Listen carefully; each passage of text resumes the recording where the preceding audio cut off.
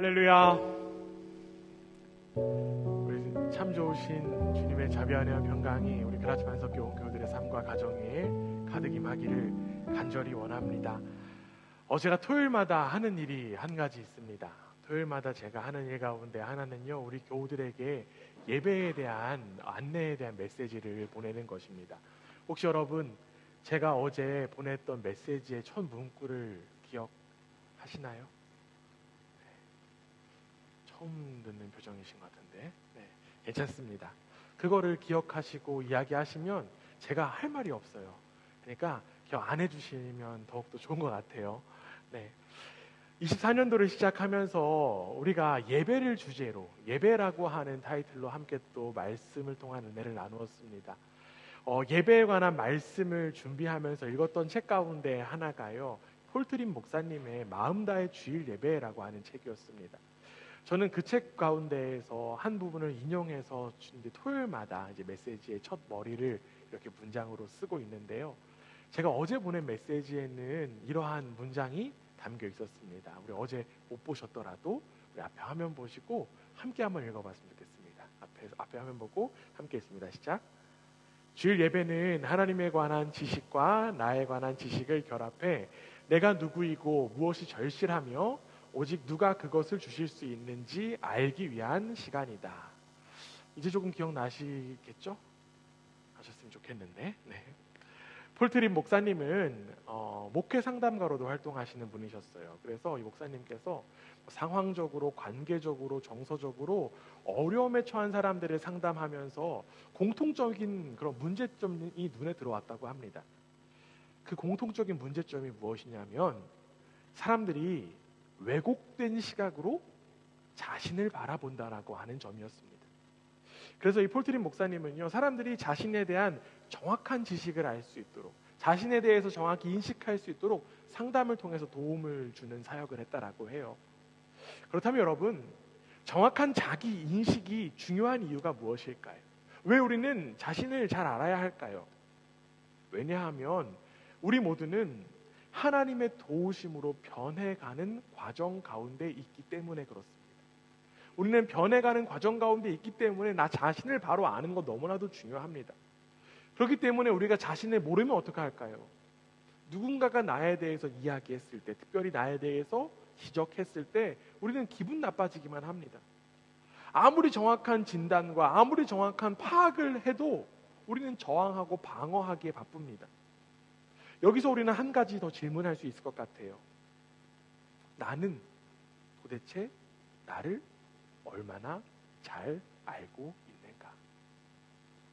혹시나 나도 모르게 쓴 가면으로 인하여서 정확한 자기인식을 하지 못하고 방어적인 삶 또는 저항적인 삶을 살아가면서 더욱더 어려움 속에 빠지고 있는 것은 아닌지 이 시간 여러분의 삶, 여러분의 자신을 잠시 돌아보기 원합니다. 그런데 여러분, 정확한 자기인식을 내가 지금 못하고 있다라고 해서 너무 괴로워하거나 너무 좌절할 필요는 없습니다. 왜냐하면요, 우리에게는 나를 알 수 있는 하나의 방법이 있기 때문에 그렇습니다. 여러분, 나 자신을 정확하게 인식할 수 있는 방법이 무엇일까요? 무엇일까요? 앞에 우리가 이야기 나눴듯이 바로 우리는 예배를 통해서 내가 누구인지 무엇이 절실한지를 알 수 있습니다. 그렇다면 여러분, 예배를 통해서 나를 알 수 있다라고 하는 표현은 어떤 의미일까요? 우리는 이 예배를 통해서 예배의 주인이신 누구를? 하나님을, 이 예배의 주인이신 하나님을 더욱더 알아가기 때문에 나 자신을 알 수 있다라고 하는 거예요. 우리 한 사람 한 사람 어떻게 창조되었습니까? 오늘 무슨 일 있으세요? 네. 예배 전에 누구한테 혼나시고 아니겠죠? 네. 우리 한 사람 한 사람 어떻게 창조되었어요? 하나님의 형상으로 창조되었습니다. 우리 한 사람 한 사람 하나님께서 친히 창조하신 사람들입니다. 그렇기 때문에 우리는 하나님을 알아가면 알아갈수록 내 자신이 죄로 인해서 망가졌던 부분들, 내 자신이 어두워졌던 부분들을 정확히 인식할 수 있습니다. 그러다 보니 어떻게 될까요? 더욱더 하나님 갈망하게 되는 거예요. 내 안에 숨겨졌던 부분들, 내 안에 감춰졌던 부분들 더욱더 나타나고 회복을 더욱더 갈망하다 보니까 하나님 알아가고 싶고 하나님 예배하고 싶은 것입니다. 우리가 지금 여기서 드리는 이 예배가 바로 하나님에 관하여 그리고 나에 관하여 정확하게 알 수 있는 은혜의 시간인 줄 믿습니다. 그리고 하나님의 그 은혜, 하나님을 알 수 있는 것, 하나님은 말씀을 통해서 허락하시는 줄 믿습니다. 특별히 이 시간 선포되는 말씀, 우리가 함께 주제로 나눴던 예수님은 누구인가라고 하는 이 주제의 말씀을 통하여서 주님을 온전히 알고 내가 바로 은혜가 필요한 사람이다라고 하는 사실을 다시금 깨닫는 이 시간 되기를 주님의 이름으로 축원합니다. 설교를 시작하면서 제가 한 가지 퀴즈를 좀 내려고 해요. 그 퀴즈를 내려고 하는데 이 분위기에서 퀴즈를 내기엔 굉장히 어색할 것 같은데 여러분 한번 맞춰봐 주시기 바랍니다. 아마 한 20곡 같은 그런 걸 거예요. 한번 생각해 봐 주시면 좋을 것 같아요. 첫 번째 특징, 누구인가를 맞추는 건데요. 첫 번째 특징, 이기적이고 제멋대로입니다. 겉으로는 굉장히 온순한 척합니다. 온순한 것 같아요. 그런데 사실 가까이 가다 보면 굉장히 이기적이고요. 성질머리 아니죠. 승질머리가 드러납니다. 두 번째 특징은요. 잘 넘어져요. 잘 넘어지는 것뿐만 아니라 넘어지면 일어나지를 못합니다. 중심을 잘 잡지 못해요. 그 다음 세 번째 특징, 죽음 앞에서 겸손하고 온순해집니다. 죽음 앞에서 굉장히 숙연하고 체념한 모습을 가지고 있습니다. 이쯤 되면 좀 아실 수 있을 것 같아요. 조금 더 제가 분명한 좀 특징을 구체적으로 좀 이야기해 보겠습니다. 네 번째 특징은요, 눈이 나쁩니다. 여기 안경이나 렌즈를 안 끼신 분들은 내심 안도하실 것 같아요. 아, 내 얘기는 아니구나. 네. 눈이 나쁘다 보니까 저희는 안경 벗었어요. 네. 눈이 나쁘다 보니까 잘 속아 넘어갑니다. 여러분, 이것은 무엇일까요? 이것은 무엇일까요? 바로 양입니다. 그런데 여러분, 우리는 이 특징을 하나하나 살펴보면서 혼동이 되었던 대상이 있을 것 같아요. 바로 누구일까요? 나 자신, 바로 우리 사람이라는 것입니다. 넘어지는 것, 시력이 나쁘다라고 하는 것, 단순히 신체적인 것을 의미하는 것이 아니라고 하는 사실을 우리가 잘 알고 있기 때문에 우리는 혼동됩니다. 그래서 제가 사실 이 양에 대한 퀴즈를 드린 것이지만 이 퀴즈의 의도는 여러분들이 혼동하라고 드린 거예요. 누구와? 나 자신과.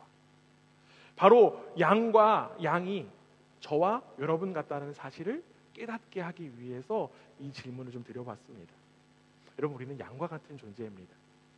성경은요, 우리 인간이 양과 같은 존재다라고 하는 사실을 아주 많이 이야기하고 있어요. 대표적으로 이사야서 53장 6절에는 이러한 말씀이 있습니다. 우리 함께 한번 읽어보겠습니다. 함께 했습니다. 시작. 우리는 다 양 같아서 그릇 행하여 각기 제 길로 갔거든. 늘 여호와께서는 우리 모두의 죄악을 그에게 담당시키셨도다. 아멘. 우리는 어떻대요? 양과 같아서 성질도 고약하고 이기적입니다. 그래서 제멋대로 가는 거예요. 그 길이 죽음의 길인지도 모른 채 보이는 대로 걸어갈 뿐입니다. 여러분, 얼마나 안타깝습니까? 이처럼 우리가 바로 양이라고 하는 이 전제를 가지고요, 우리는 오늘 말씀을 대해야 합니다. 예수님께서 오늘 자신을 어떻게 설명하시고 나타내셨는지 함께 한번 이 전제를 가지고 살펴봤으면 좋겠습니다. 오늘 본문 요한복음 10장 7절 말씀인데요. 다시 한번 더 읽어보겠습니다. 함께 했습니다. 시작.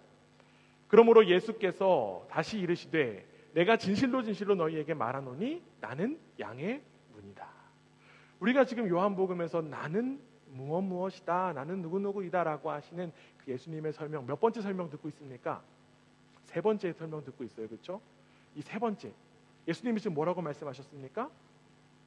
나는 양의 문이다 라고 말씀하셨습니다. 우리는 여기서 한 가지 의문점이 될 수 있을 것 같아요. 여러분, 양에게 필요한 것은 무엇일까요? 그 고집세고 시력도 나쁘고 넘어지면 일어나지 못하는 그 양에게 필요한 것은 무엇일까요?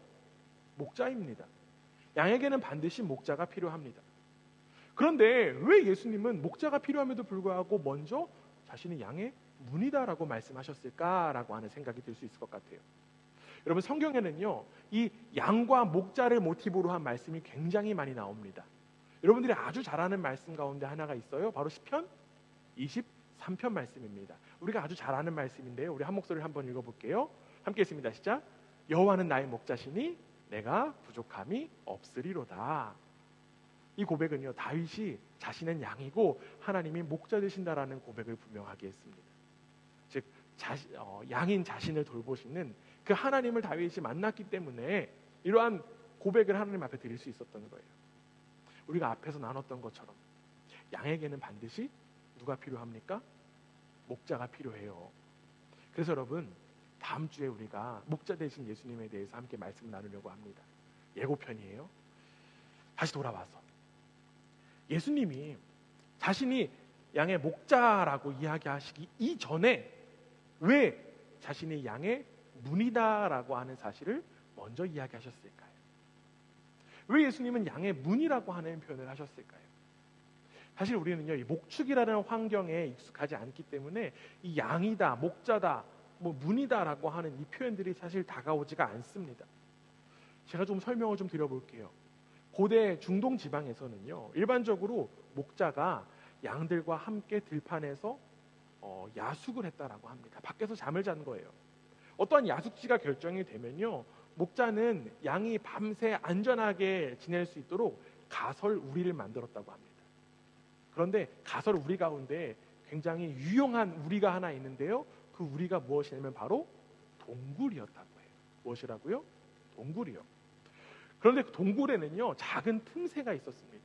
그리고 그 작은 틈새로 인하여서 양들이 들어왔다라고 합니다. 그런데 문제가 있어요. 이 작은 틈새에 양들만 들어오는 것이 아니라는 것입니다. 양들 말고 누가 들어올까요? 맹수도 들어와요.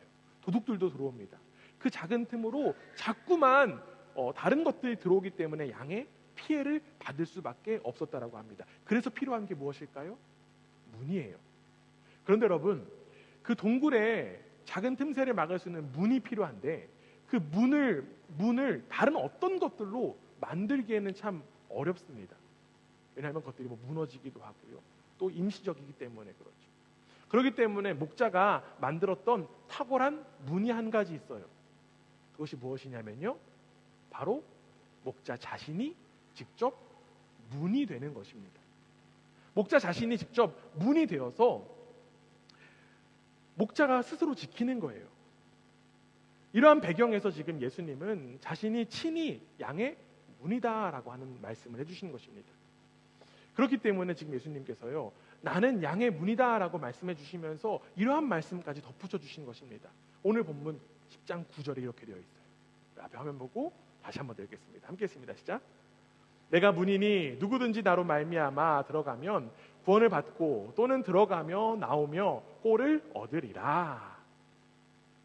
양은 반드시 문으로 들어와야지 안전하게 머물 수 있습니다. 맹수나 강도로부터 양이 살기 위해서 반드시 문을 통하여 그 우리 안으로 들어와야 해요. 지금 예수님은요, 이 양과 목자라고 하는 메타포를 가지고 이야기하시면서 자신이라고 하는 문을 통해야만 무엇을 얻을 수 있다? 구원을 얻을 수 있다라고 하는 사실을 말씀해 주시는 것입니다. 마찬가지입니다. 우리에게도 예수님이라고 하는 문이 허락된 줄 믿습니다. 우리도 예수라고 하는 이 문을 통해서 들어와야만 구원을 받습니다. 그런데 여러분, 그 예수라는 문으로 들어와야 되는 나라는 존재, 어떤 존재입니까? 앞에서 우리가 확인했듯이, 앞에서 이사야 선지자가 이야기했듯이 우리는 양과 같아서 제갈 길로 가는 존재예요. 내가 눈이 나쁘다는 사실도 모른 채 내 눈에 보이는 대로 따라가는 존재가 바로 저와 여러분이라는 사실입니다. 여러분, 성질은 어떻습니까? 고집도 굉장히 셉니다. 내가 가는 길이 옳다고 여깁니다. 자기중심성에 빠져서 내가 지금 사망의 음침한 골짜기로 가는지도 모른 채 우리는 끊임없이 걸어갈 뿐이에요. 그런데 여러분, 우리를 사랑하시는, 그리고 우리를 만드신 하나님은요, 우리가 제멋대로 스스로 죽음의 길을 걸어가는 것을 원하지 않으셨어요. 그래서 방치하지 않으십니다. 그래서 어떠한 방법을 우리 가운데 허락하셨습니까? 하나님께서 스스로 우리의 문이 되신 것입니다. 우리가 생명을 얻을 수 있도록 하나님이 스스로 이 땅 가운데 오셔서 생명의 문이 되어 주셨어요. 그분이 누구십니까? 예수 그리스도입니다. 즉 우리는 예수님이라고 하는 문을 통해서 구원받을 수 있는 것을 허락하셨습니다. 양인 우리가 하나님을 만나 구원을 얻을 수 있는 유일한 문이 바로 예수님이라고 하는 거예요. 예수님은요, 이러한 사실을 다른 본문에서, 특별히 요한복음 14장 6절에서 다른 식으로 표현하셨습니다. 여러분 다 한 번씩 보셨던 말씀일 거예요. 요한복음 14장 6절 말씀인데요, 우리 함께 한번 읽어보겠습니다. 함께 했습니다. 시작. 예수께서 이르시되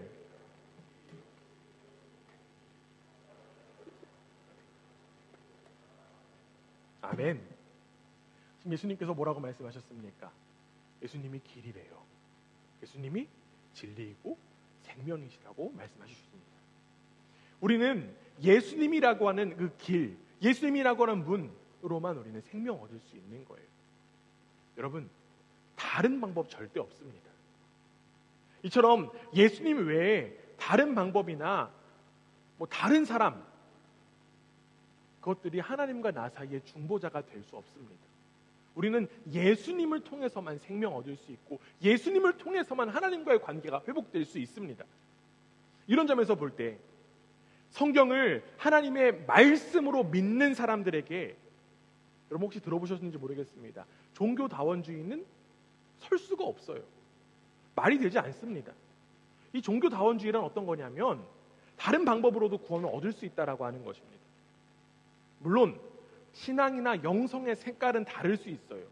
그렇기 때문에 다양한 교단이 있고 다양한 교파도 있고요, 다양한 형식의 예배와 기도의 방식들도 있습니다. 그런데 여러분, 다양한 것이 있지만 이 사실 하나는 분명합니다. 무엇이 분명할까요? 바로 예수님이라고 하는 문을 통해서만 우리는 구원을 받는다는 사실입니다. 우리는 예수라고 하는 그 문을 통해서만 생명 얻는다라고 하는 사실입니다. 사랑하는 여러분, 예수님이라고 하는 문을 들어와야만 구원이 허락되는 줄 믿습니다. 예수님께서 여러분 가운데 말씀하세요. 들어오라고. 제가 여기에 좀 가로쳐놓고 써놨어요. 어떤 영화 대사 유명한 거 하나 있잖아요. 들어와. 예수님 말씀하세요. 생명의 문으로 들어오라. 나를 통해서 들어오라고 말씀하십니다. 이 예수님이라고 하는 그 은혜의 문을 믿음으로 들어가는 복된 우리 모두가 되기를 주님의 이름으로 축원합니다. 그런데 여러분, 앞서 이야기한 이 종교다원주의를 비롯한 여러 가지 세상의 가치들, 세상의 이야기들은 이렇게 이야기해요. 다양성 존중해야 된다. 물론 맞습니다. 다양성 인정해야 되고 다양한 의견들 존중해야 마땅합니다. 그런데 여러분, 이 다양성을 존중하고 인정한다라고 해서 진리까지 흔들려서는 절대로 안 됩니다. 예수 말고 다른 진리가 있어, 예수 말고도 생명 얻을 수 있어, 예수 말고도 행복할 수 있어 라고 하는 그 이야기 속에서 우리는 진리를 팔아버리는 어리석은 일들을 해서는 안 됩니다. 우리는 예수님만으로 구원을 얻을 수 있습니다. 예수님은 이러한 다양한 진리를 주장하는 이들을 향해, 그리고 다른 진리를 믿는 이들을 향해서 오늘 본문을 통해서 이렇게 말씀하십니다. 오늘 함께 읽은 요한복음 10장 8절에 이렇게 되어 있어요. 함께 읽습니다. 시작. 나보다 먼저 온 자는 다 절도요 강도니 양들이 듣지 아니하였느니라. 예수님은 이들을 향해서 강도고 절도다라고 말씀하셨습니다. 우리가 지금 이야기하지 않았지만 함께 읽었던 1절에 나왔던 담을 넘어온 절도와 강도도 동일한 의미의 표현이에요. 여러분, 여기 지금 8절에 보니까 이 먼저 온 자라고 하는 이 표현을 우리가 바라보면서 예수님보다 먼저 온 자가 절도고 강도이구나 라고 생각하면서 먼저? 그럼 누굴까? 시간적인 의미로 자꾸 생각할 수가 있습니다. 그런데 우리는 이것을 단순히 시간적인 의미로 볼 필요는 없습니다. 하나님께서 보내신 유일한 구원의 방법인 예수님 외에 다른 것들을 앞세운다라고 하면 이는 누구든지 절도와 강도가 될 수 있다라고 하는 의미입니다. 예수님 당시에는요, 수많은 절도와 강도가 있었습니다. 예수님 당시에 어떤 사람들이 있었냐면요, 뭐 지금도 있을 수 있어요. 스스로를 메시아로 여기는 사람들이. 또 어떤 사람들이 있었냐면 이 로마 제국을 내가 무력으로 이겨서 이스라엘을 해방시키겠다라고 하는 무리의 사람들도 있었습니다. 또 우리가 잘 알고 있듯이 어떤 사람들이었냐면 바로 예수님의 말씀을 들으면서도 결국에는 예수님을 죽일 계략을 꾸미고 있던 바리새인들도 있었어요. 또 어떤 사람들이 있었냐면 그 당시에 로마 제국에 빌붙어서 자기 권력을 유지하고자 하는 기득권의 세력도 있었습니다. 여러분, 제가 지금 쭉 나열했는데 이들의 공통점이 무엇일까요? 이들이 갖고 있는 공통점은 무엇이었을까요? 이들의 공통점은요, 예수님을 문으로 인정하지 않았다는 사실입니다. 그들은 각자의 위치와 환경 속에서 자신의 유익만을 위해서 예수라고 하는 문으로 들어오지 않고 다른 것들을 통해서 구원 얻으려고 한다는 거예요. 내 힘, 정치적인 능력, 그리고 내 지식, 이 관계 등을 통해서 내가 생명 얻으려고 했다라고 하는 사실입니다. 그래서 예수님은 이러한 자들을 가리켜서 절도요, 강도다라고 말씀하신 것입니다. 예수님 당시의 사람들에게요, 이 절도와 강도의 소리가 굉장히 달콤하게 느껴졌을 것 같습니다. 그리고 굉장히 현실적으로 느껴졌을 것 같아요. 아, 그치, 이렇게 해야지 내가 구원받는 거지, 이렇게 해야지 내가 행복할 수 있지. 그런데 여러분, 이러한 소리가 지금도 여전히 우리 가운데 있습니다. 우리 귓가에 들려와요. 우리 눈앞에도 펼쳐지기도 합니다. 그러다 보니까 우리가 어떻게 됩니까? 자꾸 현혹됩니다. 이것도 좋은 것 같고요, 저것도 좋은 것 같습니다. 그러나 이것들은 다 강도이고 절도일 뿐입니다. 우리는 분명하게 알아야 돼요. 예수님은 우리가 들어가야 될 문에 관하여서 분명하게 말씀하셨습니다. 마태복음 7장 13절에 보면요, 이러한 말씀이 있습니다. 우리 함께 한번 읽어봅니다. 마태복음 7장 13절입니다. 함께 읽습니다. 시작. 멸망으로 인도하는 문은 크고 그 길이 넓어 그리로 들어가는 자가 많고. 우리가 들어가야 되는 문은 어떤 문입니까? 좁은 문입니다. 제가 여기서 여러분들에게 한 가지 퀴즈를 드리겠습니다. 여러분은 생명의 문으로 들어가실 것입니까? 죽음의 문으로 들어가실 것입니까? 죽음의 문은 없으시겠죠? 네. 여기 죽음의 문으로 들어가고 선택하는 분들은 없을 것입니다. 굉장히 쉬운 질문이에요. 그런데 여기서 질문을 한 가지 조금 더 꼬아서 바꿔보겠습니다. 이 쉬운 질문이요, 굉장히 어려운 문제가 되는 것은 생명의 문이 어떻기 때문에? 좁기 때문에. 반대로 멸망의 문은 넓기 때문에 그렇습니다. 이 세상의 가치인 크고 높고 넓은 것으로 판단해서 우리는 생명의 문 들어갈 수 없습니다. 아, 저것이 너무 크고 너무 좋아 보여, 그렇게 판단해서 선택한다라고 하면 그 문은 생명의 문이 아니라고 하는 사실이에요. 결국 우리는 이 문이 무엇인지를 분명히 잘 알아야 합니다. 그런데 여러분, 안타깝게도요, 앞서 이야기했던 것처럼 우리는 양처럼 우리 시야가 좋지 않아요. 내가 안경을 안 썼다고 해서 그런 것이 아니라 우리 인생의 시야가 그렇게 넓지 않습니다. 시야가 좁으니까 결정을 제대로 할 수 없는 거예요. 그러다 보니까 내가 지금 보고 있는 이 넓은 문이 생명의 문이다라고 착각합니다. 그런데 여러분, 우리는 분명히 알아야 합니다. 내가 반드시 들어가서 생명을 얻어야 하는 문은 좁은 문인 즉 예수님밖에 없다는 사실입니다. 그리고 여러분, 감사하게도요, 우리가 이 문이 생명의 문인지 이 문이 좁은 문인지를 알 수 있도록 우리 가운데 허락된 것이 있습니다. 여러분, 양이 아까 시력이 좋지 않다고 했어요. 그렇죠? 그럼 양이 시력이 좋지 않은데 양에게 발달된 것이 무엇이었냐면, 그렇죠, 청력이었습니다. 그렇기 때문에 양은요, 목자의 음성에 따라서 자신의 삶을 생명으로 또 살아갈 수 있는 거예요. 마찬가지입니다. 우리가 제대로 된 예수라고 하는 문으로 들어갈 수 있도록 우리에게 듣기가 허락되었어요. 우리는 들을 수 있습니다. 그래서 예수님께서 이러한 말씀해 주신 거예요. 요한복음 10장 3절, 오늘 우리가 함께 읽은 말씀입니다. 다시 한번 드리겠습니다. 시작. 문지기는 그를 위하여 문을 열고 양은 그의 음성을 듣나니 그가 자기 양의 이름을 각각 불러 인도하여 내느니라. 목자가 지금 양의 이름을 불러 인도하듯이 예수님께서 우리를 부르신다라고 하는 사실입니다. 즉 우리는 귀를 열어서 예수님의 음성을 듣고 알아야 합니다. 주님은요, 좁은 문을 우리가 제대로 찾을 수 있도록 말씀하십니다. 특별히 어떻게 말씀하신대요? 여러분, 한 사람 한 사람의 이름을 친히 불러서 말씀하신다라는 것입니다. 우리가 눈이 가려워서 바라보지 못하고 어리둥절하고 있으니까 우리 한 사람 한 사람의 이름을 직접 불러서 말씀하신다라고 하는 것입니다. 그렇기 때문에 우리는 들을 수 있어야 돼요. 우리는 귀를 열어야 합니다. 같은 맥락에서요, 예수님께서 부활하셨는데 그 예수님의 부활하심을 믿지 못했던 제자가 있었습니다. 누구입니까? 도마입니다. 도마는 예수님의 부활을 믿지 못했습니다. 그리고 예수님은 이 도마를 향해서 이러한 말씀을 마지막에 건네주셨어요. 요한복음 20장 29절에 이렇게 되어 있습니다. 예수께서 이르시되 너는 나를 본 고로 믿느냐? 보지 못하고 믿는 자는 복되도다 하시더라. 눈으로 보는 것을 믿는 것이 아니라 우리는 귀로 듣는 것을 믿습니다. 눈으로 보는 것을 믿는 건 믿는 것이 아닙니다. 보는 것이죠. 아는 것이에요.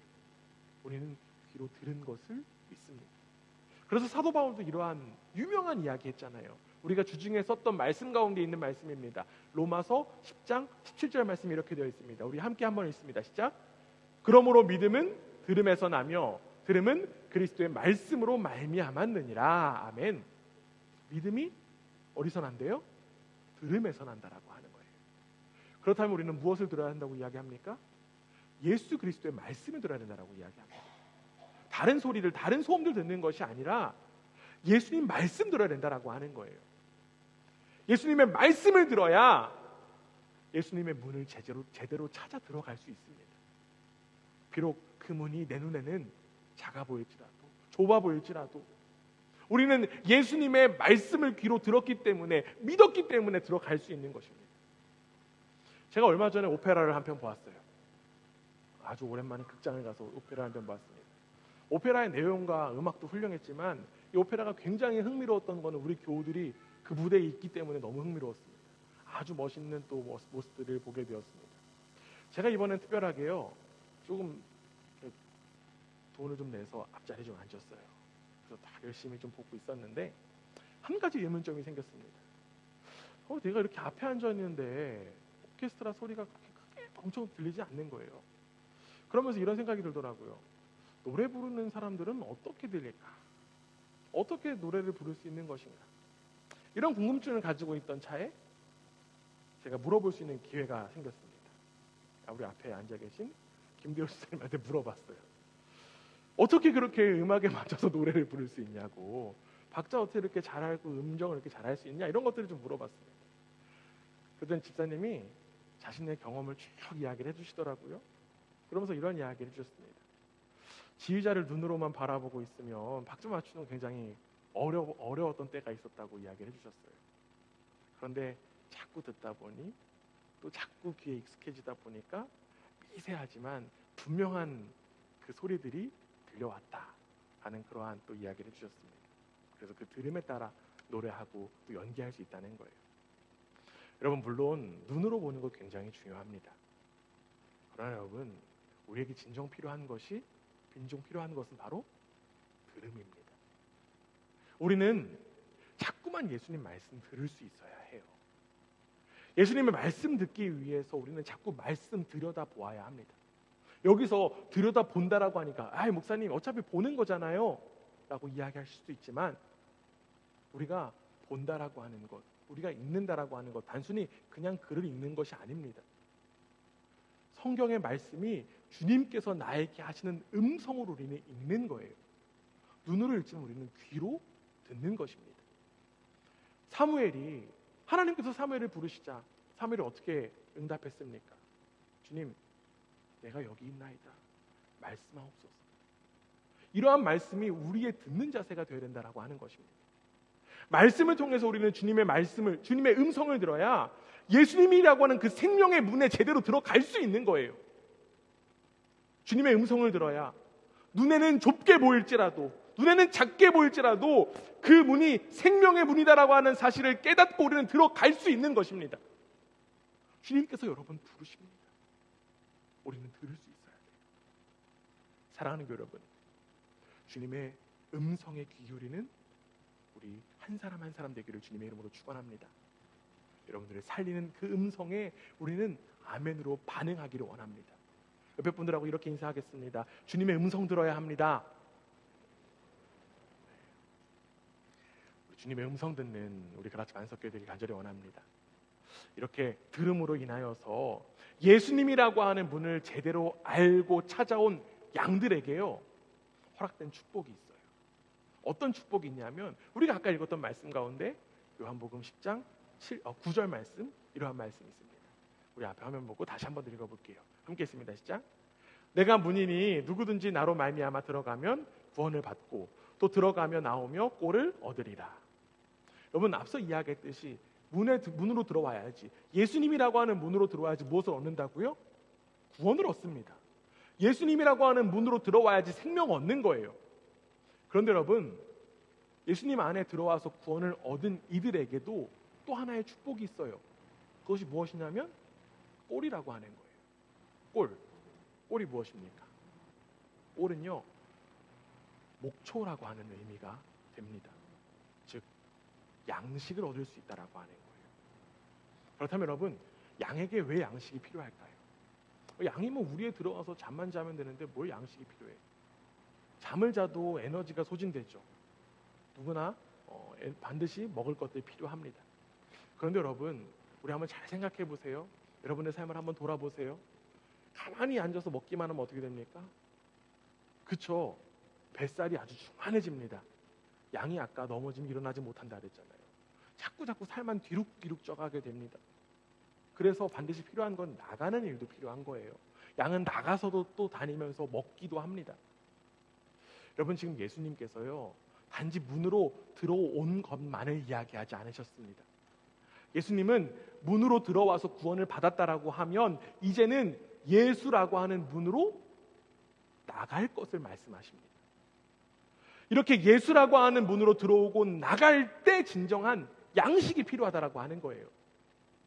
마찬가지입니다.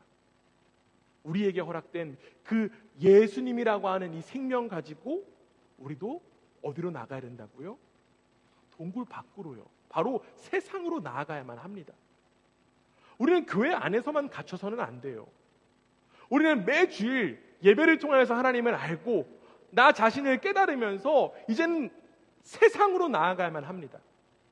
주님께 구원받은 우리를 하나님께서는요, 우리의 가정과 직장과 학교, 그리고 여러분의 삶의 자리로 친히 보내십니다.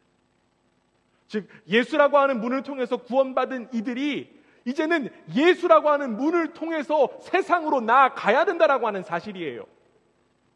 우리의 생명이 예수님으로부터 허락되었다는 사실을 믿는 이들은 이제 예수님이라고 하는 생명으로 세상 가운데 살아가는 것입니다. 우리는 예수라고 하는 문으로 세상으로 나아가야 합니다. 우리가 세상 가운데 나타낼 것도 마찬가지예요. 우리는 세상 가운데 다른 것 자랑할 것 없습니다.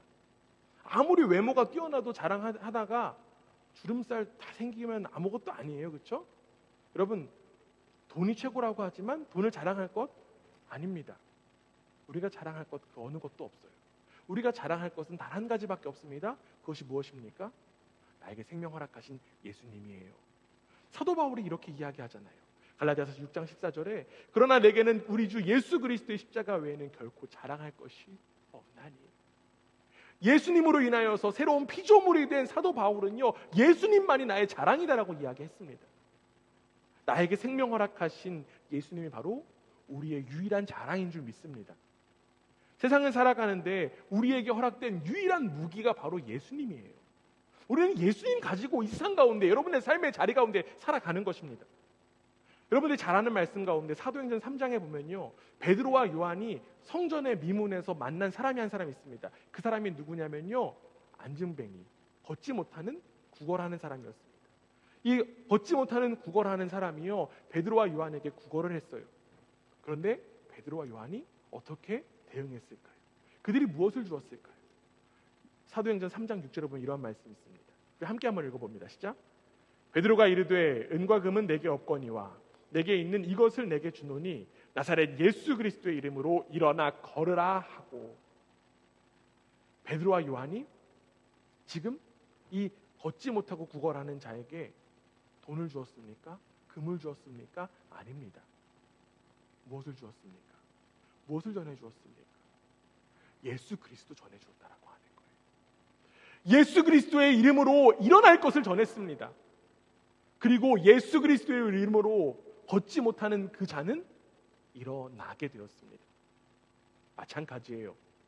예수님이라고 하는 문을 통해서 생명을 얻어 세상으로 나아간 우리가 전해야 할 것, 예수 그리스도밖에 없습니다. 다른 어떤 것들 전해줄 수 없어요. 그리고 다른 어떤 것들 전해줄 필요도 없습니다. 여러분, 예수님으로 살아나 일어나십시오. 여러분, 예수님만이 생명입니다. 예수님만이 나의 문 되십니다. 예수님만이 구원이십니다라고 하는 그 사실을 우리는 우리의 삶의 자리에서 입술로 삶으로 나타내야만 합니다. 이것이 바로 예수님의 문을 통해서 생명 얻은 자들이 살아가야 되는 삶의 모습입니다. 나만 예수님으로 인하여서 풍성함을 누리는 것이 아니라 우리는 이 풍성함을 우리의 삶의 자리에서 나타내야 합니다. 여러분, 교회가 생명력을 잃어버린 이유가 무엇일까요? 교회가 예수를 잃어버렸기 때문입니다. 예배의 생명력이 없는 이유가 무엇일까요? 예수가 없기 때문입니다. 예수님이라고 하는 문으로 생명 얻은 우리가 바로 이 세상이 예수님께로 들어올 수 있는 문으로 귀 쓰임받게 되기를 간절히 원합니다. 사랑하는 여러분, 세상에 예수님이라고 하는 문이라고 하는 이 사실을, 이 풍성함을 전하기 위해서 우리는 먼저 예수님의 그 풍성함을 누려야만 합니다. 내가 먼저 생명을 누리지 못하면 내가 전해야 될 그 예수도 별 볼 일 없는 사람이 되는 거예요. 여러분이 생명의 삶을 살아갈 수 있도록 주님께서는 그에 알맞는 꼴을 허락하시는 줄 믿습니다. 다른 목적의 인생에게 꼴을 허락하시는 것이 아닙니다. 예수로 인하여서 생명 얻고 예수로 인하여서 세상으로 나아가는 이들에게 주님께서 꼴을 허락하십니다. 혹여나 인생의 어려움 속에 있어서 예수님 안에서의 풍성함을 온전히 누리지 못하고 계신다라고 하면 이제는 주님께서 양의 문으로 나와 함께 하신다라는 사실을 믿으시기를 부탁드립니다. 아무리 기도해도 내 삶의 문제가 해결되지 않는 것처럼 느껴지십니까? 그래서 세상의 방식이 더욱더 좋아 보일 때가 있습니까? 우리의 목자이신 예수님께서 자신의 생명을 다 바쳐서 여러분들을 지키시고 보호하십니다. 그렇기 때문에 우리는 예수님 음성 더욱더 가까이 들을 수 있어야만 합니다. 우리를 위해서 그 혹한의 추위도 견디시고 이겨내시고 지키셔서 신이 문이 되신 예수님께서 여러분의 삶에 필요한 꼴을 반드시 허락하실 줄 믿습니다. 바로 이 주일 예배를 통해서 주님께 받은 꼴을 가지고 세상으로 나아가시기 바랍니다.